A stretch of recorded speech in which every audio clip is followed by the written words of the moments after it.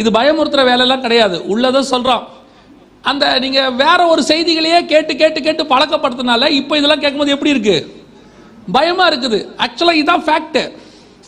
கேட்கறதுக்கே பயமாக இருக்குதே, நடக்குமே இல்லையா? அதுக்குள்ளே நீங்கள் போயிடக்கூடாதுங்கிறதுக்கு தானே இதை நாங்கள் நடத்துகிறோம். இப்படி ஒரு மீட்டிங் ஏன் உங்களுக்கு திடீர்னு ஆண்டவர் வந்து ஒருத்தருக்கு இன்டென்ஷனை கொடுத்து இங்கே வர வைக்கணும், ஒரு மீட்டிங் நடத்தணும், என்ன காரணம் யோசித்து பாருங்க. ஒரு கூட்டம் எப்படியாக இதில் போய்விடாமல் தப்பித்து விட வேண்டும் என்று தேவன் விரும்புகிறார். தன் ரத்தத்தால் சம்பாதித்த சபையானது அவரோடு கூட இருக்க வேண்டும் என்று விரும்புகிறார். அதனால கேட்கறதுக்கு பயமா இருந்தாலும் சரி வந்துருங்க, வேற வழி இல்லை. கேட்டாவது நீங்க தப்பிக்கிறதுக்கு ட்ரை பண்ணலாமே, தெரியாம போய் மாட்டிக்கிறதுக்கு இல்லையா? கன்ஃபார்மா நடக்கும், அதுல எந்த மாற்றமும் இல்லை. நீங்க பயப்பட்டாலும் சரி பயப்படாவிட்டாலும் சரி நடக்கிறது தான். இன்னும் சொல்ல போனா ரொம்ப சீக்கிரம் நடக்கும். கடைசி காலத்துடைய மிக முக்கியமான தருணத்தில் நாம் வந்து நிற்கிறோம். ஒவ்வொரு காலகட்டத்திலும் தீர்க்கதரிசனம் நிறைவேறும் ஒரு குரூப் இருக்கும் பூமியில். இந்த கடைசி கால தீர்க்கதரிசனம் நிறைவேற இடத்துல நம்ம இருக்கிறோம். நம் கண்களுக்கு முன்பாக சாவு தடுத்து நிறுத்தப்படுவதற்கான மூல காரணம் கண்டுபிடிச்சாச்சு. இனி உயிரணுக்களுடைய ரத்தம், இது number 1. Number 2 artificial heart. Number 3 artificial brain. இப்போ எல்லாம் ஆர்டிஃபிஷியல், எல்லாம் செயற்கை. ஒரு மனுஷனையே முழுசா ஆர்டிஃபிஷியல் ப்ராடக்டோட உருவாக்கிட முடியும். இப்போ இருக்க நிலைமைக்கு எல்லாத்தையுமே கொண்டாந்துட்டாங்க. நீங்கள் ஆத்மாவை பற்றி கேட்காதீங்க, அது வேற விஷயம். இப்போ வெளியரங்கமா ஒரு சரீரத்தை முழுக்க முழுக்க இந்த ஆர்டிஃபிஷியல் பிரெயின் இருக்கு பாருங்க, இதெல்லாம் ரொம்ப அமேசிங். என்னன்னா 2020 இப்போ கிடைக்கும். 2020 ஆர்டிஃபிஷியல் பிரெயின் கிடைக்க போகுது. அதில் இருக்கிறதெல்லாம் அந்த கருப்பு கலரில் இருக்கு பாருங்களேன். இந்த லைட்டில் உங்களுக்கு கொஞ்சம் மங்களா தெரியுது. அந்த கருப்பு கலரில் இருக்கிறதெல்லாம் மெமரி சிப்பு. நம்ம எஸ்டி கார்டு யூஸ் பண்ணுறோமே, அந்த மாதிரி மைக்ரோ எஸ்டி கார்டு மாதிரி மெமரி சிப். உங்களுக்கு தேவையான, உங்களுக்கு தெரியும், மூளைக்கு 2 வேலை தான். ஒன்று மெமரி, இன்னொன்று கட்டளை கொடுக்கிறது. இந்த 2 வேலை தான் மிக பிரதானமாக மூளை செய்யுது. அதில் ஒன்று மெமரி, அந்த பிளாக் கலரில் இருக்கு பாருங்க, அதெல்லாம் மெமரி. எவ்வளோ வேணாலும் ஸ்டோர் பண்ணிக்கலாமா. ஆனால் நீங்கள் போயிட்டு 8 GB 16 GB கார்டு 300 ரூபாய்க்கு 400 ரூபாய்க்கு வாங்குற மாதிரிலாம் வாங்க முடியாது. இது நீங்கள் அப்படி ஃபீல் பண்ணிடக்கூடாது. ஆனால் என்ன, இனிமேட்டு எவனையும் மூளை இல்லாதவனையும் திட்ட முடியாது, கிடைக்கும் எல்லாம். இனிமேட்டு எல்லாருக்கும் மூளை கிடைக்கும். மூளைச்சாவு என்பது இனிமேட்டு இருக்காது. ஆர்டிஃபிஷியல் பிரெயினை கொண்டாந்துடலாம். அதுக்கான வேலைகள் எல்லாம் செஞ்சு முடிச்சுட்டாங்க. ஆனால் இப்போ வரைக்கும் என்ன ப்ராப்ளத்தில் போயிட்டு இருக்குன்னா, ஒரு 3 seconds லேட்டாக வேலை செஞ்சுக்கிட்டு இருக்கு. நம்ம பிரெயின் வந்து அமேசிங் ஸ்பீடு இல்லை, சூப்பர் ஸ்பீட். என்ன பண்ணாலும் நம்ம பிரெயின் ஸ்பீடுக்கு எதுவுமே வராது. நீங்கள் வந்து 7.1 MBPS ஸ்பீடில் நீங்கள் ஃபோன் கொண்டாந்தாலும் சரி, அல்லது நீங்கள் வந்து 200 GB ஸ்பீடில் கொண்டாந்தாலும் மூளை அதோட ஸ்பீடு தான். நீங்கள் யோசித்து பாருங்களேன், ஒரு காலத்தில் இந்த கம்ப்யூட்டரில் ஏதாவது போட்டு விட்டோம்னா இப்படி சுற்றிக்கிட்டே இருக்கும், பார்த்துருக்கீங்களா? 256 kbps இருக்கும்போது இப்படி சுற்றிக்கிட்டே இருக்கும். அப்போ நம்ம மூளை ஸ்பீடாக இருந்துச்சு, என்னடா அது சுற்றிக்கிட்டே இருக்குன்னோம். இப்போவும் நமக்கு வந்து என்ன செம ஸ்பீடில் இருக்குது, ஜிபி கணக்கில் போயிட்டு இருக்கிறோம். இப்போவும் நம்ம மூளை எப்படி இருக்கு, அதை விட ஸ்பீடாக தான் இருக்குது. இப்போ இவங்க கண்டுபிடிச்சிருக்கிற மூளை வந்து ஒரு 3 செகண்ட் லேட். எப்படி 3 செகண்ட் லேட்டு அப்படின்னு கேட்டிங்கன்னா, இப்போ நீங்கள் ரோட்டில் போயிட்டு இருக்கும்போது ஒருத்தர் கிரிக்கெட் விளையாடிக்கிட்டு இருக்கிறார். கிரிக்கெட் விளையாடுறவர் ஒரு பால் எடுத்து அடிக்கிறார். அடிக்கும்போது பால் வருதா, என்னைக்காவது யோசித்து குடிஞ்சிருக்கீங்களா?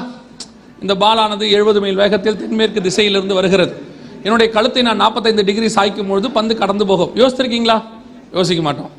ஃப்ராக்ஷன் ஆஃப் த செகண்ட் அப்படிம்போம். காரணம், நம்ம மூளை அவ்வளோ ஸ்பீடாக கட்டளை கொடுக்குது, வருது நகர்ந்துக்க அப்படின்னு.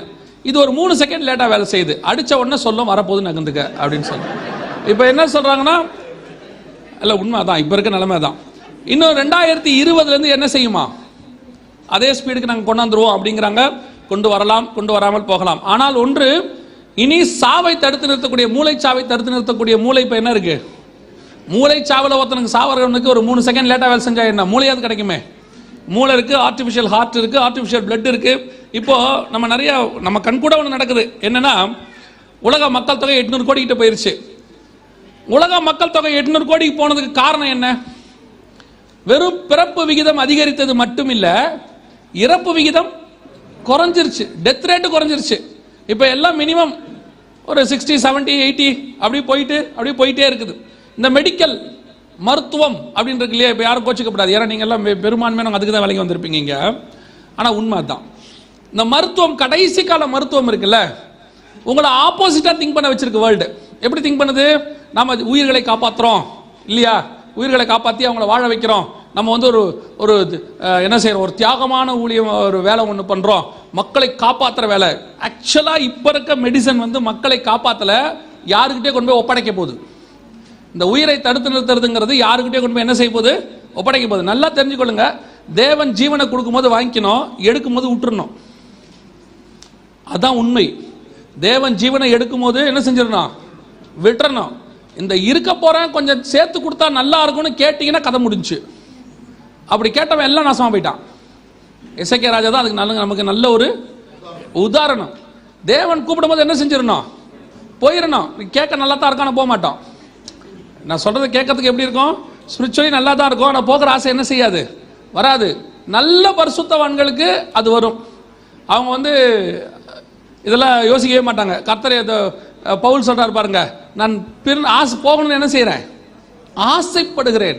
ஏன்னா அதான் உண்மை. ஸ்பிரிச்சுவலுடைய ஸ்டாண்டர்ட் அதான். இப்போ நம்ம அந்த கடைசி காலத்தில் மருத்துவம் என்ன செய்யுது? எப்படியாவது என்னை காப்பாத்திருங்க இல்லை, கொண்டு போய் நம்ம அப்படி தானே சொல்றோம். அதில் வேற சொல்றாங்க, அவர் உயிரோடு இருப்பாரு, பட் ஆனால் பரவாயில்ல இருக்கட்டும்ன்றான். அப்படி இருந்து அவர் என்ன பண்ண போறாரு இப்போ? இல்லை, கேட்கும் போது கொஞ்சம் கொடூரமா இருக்குல்ல. ஆனால் உண்மை அதுதான். தேவன் கூப்பிடும்போது என்ன செஞ்சிடணும்? போயிடணும். அதான் நல்லது. இருந்தோம்னா பின்னாடி ரொம்ப பிரச்சனை வரும். அதுக்கப்புறம் அவனே ஜோம் பண்ணுவான், இவர் இருக்கிறதுக்கு எப்படியாவது போனா நல்லா இருக்கும் அப்படிமா. அதுக்கு 2 ஊழியக்காரனையும் வச்சிருக்கான், தேவசித்தம் நிறைவேறும்படி ஜோம் பண்ணுங்க. அவர் வேற சொல்றான், அவர் ரொம்ப ராசிக்காருங்க, அவர் ஜோம் பண்ணா எங்க பாட்டி செத்து போயிட்டாங்கன்றான். எப்படி இருக்கும் யோசிச்சு? என்ன ஒருத்தர் அப்படி கூப்பிட்டாங்க, ரொம்ப உடம்பு முடியல எங்க பாட்டிக்கு, நீங்க ஜோம் பண்ணுங்க. நான் வரவே மாட்டேன்ட்டேன். ஒருவேளை போய் நம்ம ஜோம் பண்ணுற நேரத்தில் அந்த அம்மா போயிருச்சுன்னு வச்சுங்க, அதுக்கப்புறம் யார் யாரெல்லாம் எழுத்துருக்குதோ அப்புறம் நம்மளை கூப்பிடுவான். அவர் கூப்பிட்டு நல்லா ஜோம் பண்ணா உடனே போயிரும்பா. நல்லா கவனிச்சுக்கொள்ளுங்க. அப்போ இந்த மருத்துவ மெடிசன் முழுக்க இப்போ இந்த கடைசி காலத்தில் என்ன கேட்டிங்கன்னா எப்படி போயிட்டு இருக்குன்னா ராங் டைரக்ஷனில் போகுது. உங்களுக்கே தெரியும், ஆனால் நீங்கள் ஒத்துக்க மாட்டீங்க. மருந்துங்கிறது க்யூர் பண்ணும் தானே. இப்போ எந்த மருந்து அது க்யூர் பண்ணுதா? சஸ்டெயின் பண்ணுது, அப்படி தானே? அப்படியே வச்சுக்குது. டாக்டர் சொல்கிறாரு லைஃப் லாங். சுகருக்கு லைஃப் லாங் மாத்திரை போடணும், பிபிக்கு லைஃப் லாங் போட்டால் எப்படி லைஃப் லாங் ஆகும்? லைஃப் ஷார்ட் சொல்லும் போது லைஃப் லாங் போடணுங்கிறாங்க. மருந்துனா அது என்ன செய்யணும்? நியாயமா கியூர் பண்ணணும். 25 வருஷத்துக்கு முன்னாடி நீங்கள் ஹாஸ்பிட்டலுக்கு போனீங்கன்னா, அப்போலாம் கவர்மெண்ட் ஹாஸ்பிட்டல் தான், 30-40 வருஷத்துக்கு முன்னாடி போனீங்கன்னா 3 மருந்து தான் இருக்கும். பச்சை கலரில், மஞ்சள் கலரில், வெள்ளை கலரில் 3 பாட்டில் வச்சுருப்பாங்க. உலகத்தில் வர மொத்த வியாதிக்கு அந்த 3 பாட்டில் தான். வயிறு சம்மந்தப்பட்டதுக்கு வெள்ளை, ஜுரம் சம்மந்தப்பட்டதுக்கு பச்சை, மிச்ச மீதி எல்லாத்துக்கும் மஞ்சள். நிஜம். ஆனால் சரியாகும். இப்போ எல்லா கலர்லையும் மாத்திரை இருக்கு இல்லை, எல்லா பேர்லையும் இருக்கு. A to Z எல்லா பேர்லையும் என்ன இருக்கு? மாத்திரை இருக்கு. அதான் நான் எப்பவும் சொல்லுவேன், ஒரு நிறைய ஸ்கூல்ஸ் வந்துருச்சுன்னா அந்த ஏரியாவில் யார் குறையணும்? எப்படிப்பட்டவங்க குறையணும்? படிக்காதவங்க குறையணும். ஏன்னா நிறைய ஸ்கூல்ஸ் வந்துருச்சு, அப்போ படிக்காதவங்க என்ன செய்யணும்? குறையணும். அப்போ நிறைய ஹாஸ்பிட்டல் வந்தால் என்ன குறையணும்? ஆனால் நிறைய ஆகிட்டு இருக்கு. அப்போ ராங்கா போகுது அப்படின்னு அர்த்தம். இது முதலாவது. 9:6 வெளிப்படுத்தின விசேஷம், கடைசி காலத்தில் சாக விடாமல் தடுத்து நிறுத்தக்கூடிய காரியங்கள் கண்டுபிடிக்கப்பட்டாகி விட்டது. ஆண்டவர் சொன்னபடி இப்போ அந்த ஸ்டேட்டில் தான் உலகம் இருக்கு. எங்கே போனாலும் ஹாஸ்பிட்டல்ஸ், எங்கே போனாலும் மெடிக்கல் ஷாப். நீங்கள் கடைசியாக ஒன்று சொல்லிட்டு நான் அடுத்த பாயிண்ட்டுக்கு போகிறேன். கொஞ்சம் கவனிச்சு பாருங்க. இந்த மெடிக்கல் டிபார்ட்மெண்ட்டோடைய சிம்பலை மட்டும் கவனிங்க. ஒரு 10 வருஷத்துக்கு முன்னாடி ப்ளஸ் இருந்துச்சு, ரெட்ல கிராஸ் இருக்கும். ரெட் கிராஸ் எதுக்கு வச்சிருந்தாங்கன்னு கேட்டிங்கன்னா, இயேசு கிறிஸ்து சிலுவையிலே ரத்தம் சிந்தி அவருடைய காயங்களால் நாம் குணமாகிறோங்கிறதுக்கு அடையாளமாக தான் ரெட் கிராஸ் வச்சிருந்தாங்க. இப்போ என்ன இருக்கு? 2 பாம்பு ஒன்னோட ஒன்று பார்க்குற மாதிரி இருக்கு. வேர்ல்டு ஹெல்த் ஆர்கனைசேஷனோட சிம்பலை பார்த்தீங்கன்னா 2 பாம்பு ஒன்னோட ஒன்று பார்க்கறது இல்லை. வேர்ல்டு ஹெல்த் ஆர்கனைசேஷனோட சிம்பல் இப்போ என்ன இருக்குன்னா, ஒரு பாம்பு கொம்பில் சுற்றிக்கிட்டு இருக்கிற மாதிரி இருக்கு. அதுக்கு பேர் அஸ்கிலிபியான்னு பேர். அது ஒரு கிரேக்க கடவுள், கிரேக்க பாம்பு கடவுள். சாட்டானிக் வர்ஷிப்பர்ஸ் இந்த பாம்பு கடவுளை வச்சு இது பண்ணுவாங்க. அதே காரியம் இப்போ திருப்பி கொண்டாந்துருக்கிறான் 2000 வருஷம் கழிச்சு. அதே காரியம் சிலுவையை எடுத்துட்டு பாம்பு வருதுனாலே யோசிச்சுக்கணும். நிறைய பேர் நினைக்கிறாங்க, இப்போ என்ன வேலைக்கு போகிறதா வேணாமா, இதை நம்பியில் பக்ரைனுக்கு வந்திருக்கிறோம், உங்கள் இஷ்டம், சோத்திரம். ஆனால் உண்மை அதுதான். முதலாவதாக 9:6 வெளிப்படுத்தின விசேஷம், சாக விடாமல் தடுத்து நிறுத்தக்கூடிய காரியங்கள் என்ன செஞ்சாச்சு? கண்டுபிடிக்கப்பட்ட விட்டாது. 2வது வாசிங்க, வெளிப்படுத்தின விசேஷம் 13ஆம் அதிகாரம் 13வது வசனத்தை வாசிங்க. 13 வாசிங்க.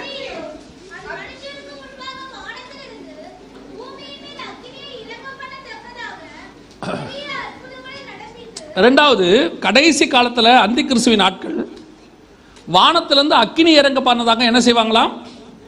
பெரிய அற்புதங்களை செய்வார்கள். இதை எப்படி செய்ய போறாங்கன்றதை நான் சொல்றதுக்கு முன்னாடி கொஞ்சம் நல்லா கவனிங்க.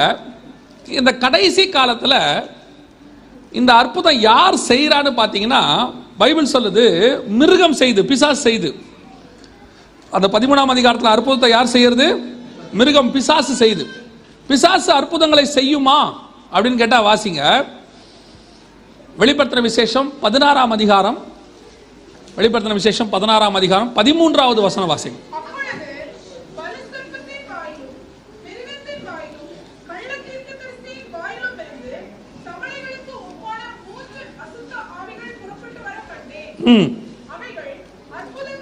அவைகள் அற்புதங்களை செய்கிற பிசாசுகளின் ஆவிகள். அப்ப பிசாசு என்ன செய்யும்? அற்புதங்களை செய்யும் கடைசி காலத்துல. அதான் நாங்க சபையில் இருக்கிற விசுவாசிகளுக்கு சொல்றோம், அற்புதங்களை தேடி ஓடாதிருங்கள். அற்புதம் அங்க நடக்குது, இங்க நடக்குது, அவர் வந்திருக்கிறாரு, இவர் வந்திருக்கிறாரு, தயவு செஞ்சு என்ன செய்யாதீங்க, தேடி ஓடாதீங்க. காரணம், ஊழியர்கள் மட்டுமல்ல, பிசாசுகளும் அற்புதங்களை செய்யும் கடைசி காலத்துல. உங்களுக்கு யார் நல்ல ஊழியக்காரன், யார் பிசாசினால் ஊழியம் பண்றாங்கிறது தெரிய மாட்டேங்குது. இப்போ வெளிப்படுத்தல் 13:11 வாசிங்களேன். வெளிப்பாடு 13:11.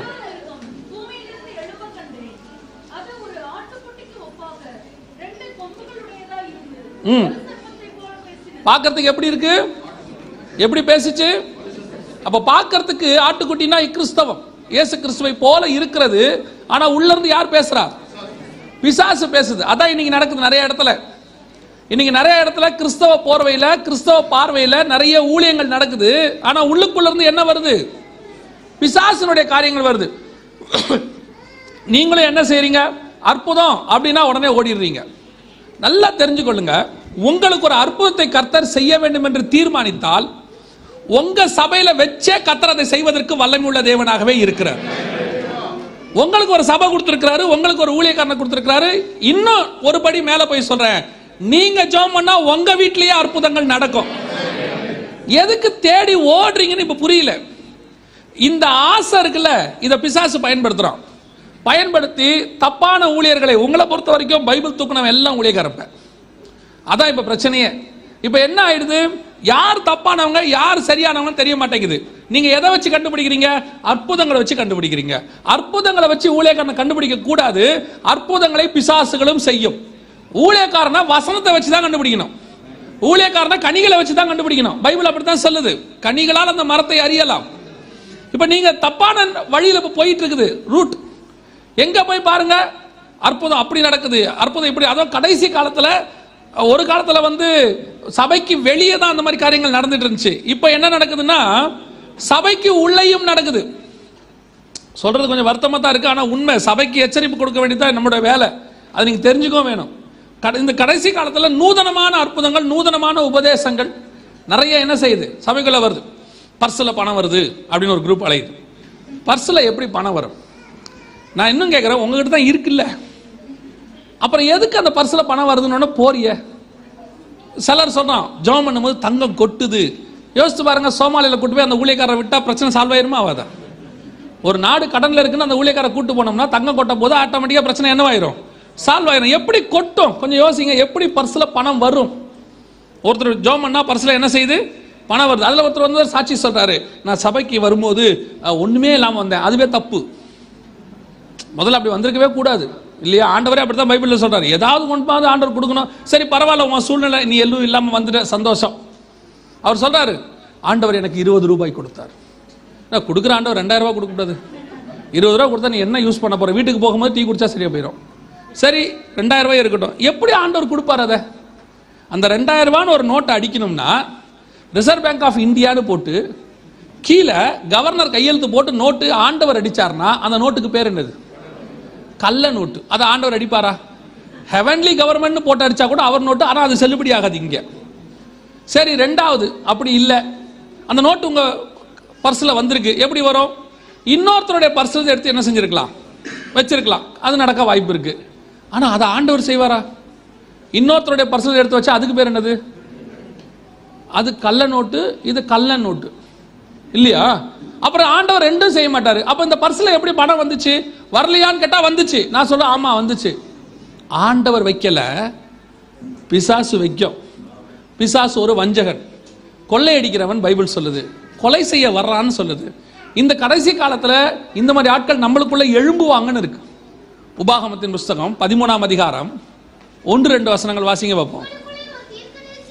உங்களுக்குள்ள ஒரு தீர்க்கதரிசி ஆகிலும் சொப்பனக்காரனாகிலும் எழும்பி நீங்கள் அறியாத வேற தேவர்களை சேவிப்போம் வாருங்கள் என்று சொல்லி உங்களுக்கு ஒரு அடையாளத்தை சொன்னாலும் நடந்தாலும்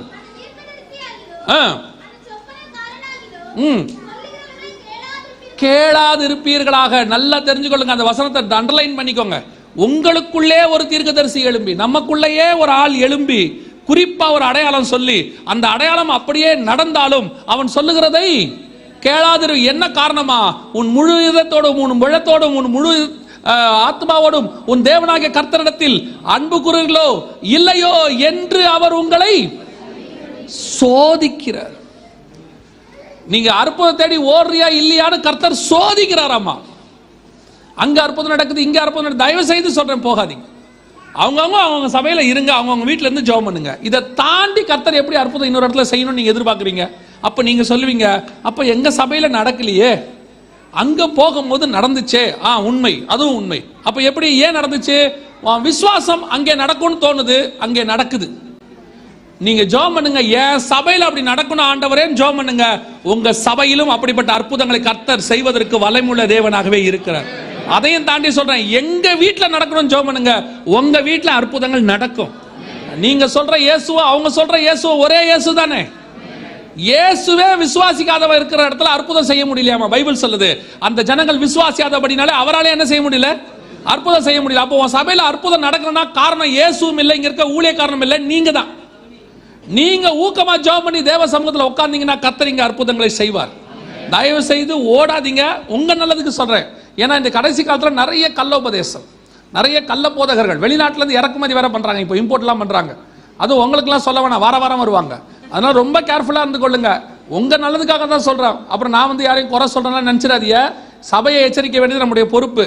அதை கேட்டு அப்படி ஏதாவது ஒரு ஊழியத்துக்கு போக போறீங்களா, ஏதோ ஒரு மீட்டிங் போக போறீங்களா, உங்க ஊழியக்காரர்கிட்ட கன்சல்ட் பண்ணிட்டு போங்க. சில மீட்டிங்கு போகணும்னு தோணும், அப்படி கேட்டீங்கன்னா ஊழியக்காரத்தை கேட்டீங்கன்னா உங்களுக்கு அவருக்கு தெரிஞ்சிடும் இந்த மீட்டிங்கு போகலாமா வேணாமான்னு அவங்களுக்கு தெரியும். ஏன்னா நம்மளை பொறுத்த வரைக்கும் எவன் பைபிள் தூக்கிட்டு இருந்தாலும் நல்லவன் தான் இல்லையா? ஊழியக்காரர் வந்திருக்கிறாரு, ஆனா அந்த ஆள் எப்படி என்னங்கிறது யாருக்கு தெரியும்? ஏன்னா நீ கடைசி காலத்தில் நரகமே இல்லைங்கிறான், பாவமே இல்லைங்கிறான். நீ என்ன செஞ்சாலும் இயேசு என்ன செஞ்சிருவாரான்? மன்னிச்சிருவாருங்கிறான். ஒருத்தன் சொல்றான், நான் பரலோகத்துக்கு போகிறதுக்கு இயேசு எனக்கு என்ன கொடுத்தாரு? பரிசுத்தம் கொடுத்தாரு. அவர் பாதாளத்துக்கு போகிறதுக்கு நான் பாவம் கொடுத்துருக்கேன்றான்.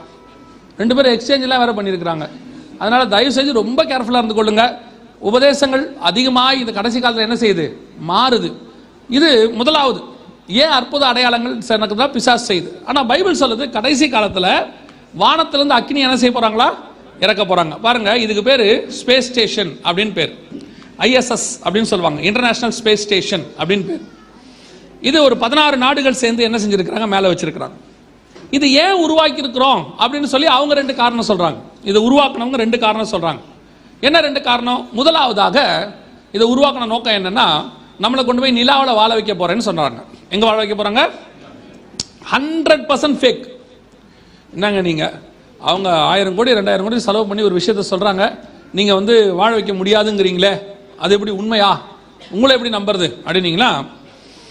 2015 ஒரு ஊழியத்துக்காக ஹூஸ்டன் அப்படின்ற இடத்துக்கு போயிருந்தோம், யூஎஸ்க்கு. போன போது அங்கே இருந்தவங்க என்ன செஞ்சாங்க? ஒரு எக்ஸிபிஷன் கூட்டிகிட்டு போனாங்க. அது நாசா நடத்தக்கூடிய நிலாவுக்கு போயிட்டு வந்த அந்த அவங்களாம் சேர்ந்து நடத்துகிற ஒரு எக்ஸிபிஷன். அந்த எக்ஸிபிஷனில் போயிட்டு அவங்க அந்த நிலாவுக்கு போயிட்டு வந்த பற்றி ஒரு டாக்குமெண்ட்ரி ஒரு 15 நிமிஷம் போட்டு காட்டினாங்க. அப்புறம் அங்கே உள்ளவர் அதை எக்ஸ்பிளைன் பண்ணார். எக்ஸ்பிளைன் பண்ணிட்டு கடைசியாக ஒரு கொஸ்டின் ஆன்சர் செக்ஷன் மாதிரி ஏதாவது உங்களுக்கு டவுட்ஸ் இருந்தால் கேட்கலான்னாரு. அப்போ அவர்கிட்ட நான் ஒரு கேள்வி கேட்டேன், இந்த நிலாவில் போய் வாழ வைக்கிறோன்னு சொல்கிறீங்களே, இந்த ப்ராஜெக்ட் எவ்வளோ தூரத்தில் இருக்குது, நம்ம எப்போ போக வாய்ப்பு இருக்குது அப்படின்னு கேட்டபோது அவர் சொன்னார், we stopped the project in 1990. 1969 ஆரம்பித்து 1990 என்ன பண்ணிட்டாங்க? நிறுத்திட்டாங்க. அப்போ கேட்டேன், ஏன் நிறுத்திட்டீங்க? why you stopped அப்படின்னு சொன்ன. அப்போ அவர் சொன்னார், நிலாவில் தண்ணி கிடையாது, ஆக்சிஜன் கிடையாது, கிராவிடேஷன் ஃபோர்ஸ் கிடையாது, அதனால் நாங்கள் என்ன செஞ்சிட்டோம், அங்கேருந்து கொஞ்சம் கல்லெல்லாம் கொண்டு வந்து இப்போ நாங்கள் அதை மட்டும் இப்போ என்ன பண்ணிகிட்டு இருக்கிறோம், ஆராய்ச்சி பண்ணிட்டு இருக்கிறோம். மற்றபடி நாங்கள் நிலாவுக்கு போகிற ப்ராஜெக்டையே நிறுத்திட்டோம். அப்பல்லோ அப்படிங்கிற ப்ராஜெக்டை அவங்க என்ன பண்ணிட்டாங்க? ஸ்டாப் பண்ணிட்டாங்க. இப்போ ஒன்று கூட அவங்க அனுப்புறதில்லை. இப்போதான் நம்மால் ஆரம்பிச்சிருக்கான். சரியா? இப்போ அமெரிக்கா அடுத்து என்ன பண்ணியிருக்கான்? செவ்வாய் கிரகத்தில் போய் வாழ வைக்க போகிறோம் அடுத்து ஆரம்பிச்சிருக்கான். மார்ஸில் என்ன செய்ய போகிறோம்? வாழ வைக்க போகிறோம். இப்போ அதுவும் முடியாது. திருப்பியும் சொல்கிறேன், மார்ஸில் என்ன செய்ய முடியாது? முடியாது. அதையும் இப்போ சொல்லிட்டான், 2018 19 சொல்லிட்டான், மார்ஸ்ல போய் என்ன பண்ண முடியாது, வாழ முடியாது. ஏன்னு சொன்னா அங்கேயும் என்ன இல்லை, தண்ணியும் இல்லை, ஆக்சிஜனும் இல்லை, அங்கேயும் வாழ முடியாது. அதுலயும் பாருங்களேன், 49 பேர் செலக்ட் பண்ணியிருக்கிறான் மார்ஸ்ல போய் வாழ்றதுக்கு. அதுல ஒன்று கோயம்புத்தூர்காரங்க யாரும் கோச்சிக்காதீங்க. இந்தியாவில் ஒருத்தர் செலக்ட் பண்ணிருக்காங்க, அதில் சவுத் இந்தியாவில் யாரும் செலக்ட் பண்ணியிருக்கான், கோயம்புத்தூர்காரங்க. அதுவும் 1 வே டிக்கெட் தானாமா, இறக்கி விட்டுட்டு வந்துருவானாமா. அநியாயம் போங்க. அது நான் நினைக்கிறேன், இறக்கி விட்டுட்டு இவன் வந்து அவங்கள மானிட்டர் பண்ணுவான் போல, எப்படி சாவுறாங்க அப்படின்னு சொல்லி பார்ப்பாங்க போல. கவனிச்சுக்கொள்ளுங்க, இதுக்கெல்லாம் இவங்க செலவு பண்ணி இப்படிலாம் பண்றாங்கல்ல. பைபிள் தெளிவா சொல்லுது, பூமியையோ மனுஷனுடைய குடியிருப்புக்கு என்று கர்த்தர் கொடுத்திருக்கிறார். இந்த பூமியில தான் மனுஷன் வாழ முடியும், இதை தாண்டி நீங்க வேற எங்கேயுமே என்ன செய்ய முடியாது, வாழவே முடியாது. அப்புறம் இது எதுக்கு உருவாக்கி இருக்கிறாங்கன்னா வேற 2 ரீசனுக்காக. ஒன்று, நம்ம அத்தனை பேரையும் எவ்வளவு கோடி மக்களா இருந்தாலும் கண்காணிப்பதற்கு வானத்துல ஒரு ஸ்டேஷன் உருவாக்கி இருக்கிறாங்க. இதுதான் நம்மளை கண்காணிக்கிறது 24 hours. இப்பயும் உங்களை என்னையும் அப்படிதான் என்ன செய்யறாங்க, கண்காணிக்கிறாங்க. இந்த 7 நாள் மீட்டிங்ல ஒரு நாள் அவங்க எப்படி கண்காணிக்கிறாங்க, என்ன பண்றாங்கிறத நம்ம என்ன செய்ய போறோம் பார்க்கலாம். 24 hours அவங்க என்ன செய்யறாங்க, நம்மள கண்காணிக்கிறாங்க. இப்ப நடந்துகிட்டே இருக்கு, அந்த வேலையை ஸ்டார்ட் பண்ணிட்டாங்க. இப்ப இந்த ISS மாதிரி இன்னும் 2-3 ஸ்பேஸ் ஸ்டேஷன் உருவாக்கிட்டு இருக்காங்க. ஆல்மோஸ்ட் நம்மள 24 hours ஒரு செகண்ட் விடாம கண்காணிக்கிறதுக்கான எல்லா வேலையும் செஞ்சு முடிச்சிட்டாங்க. அதுக்கான வேலை தான் இது.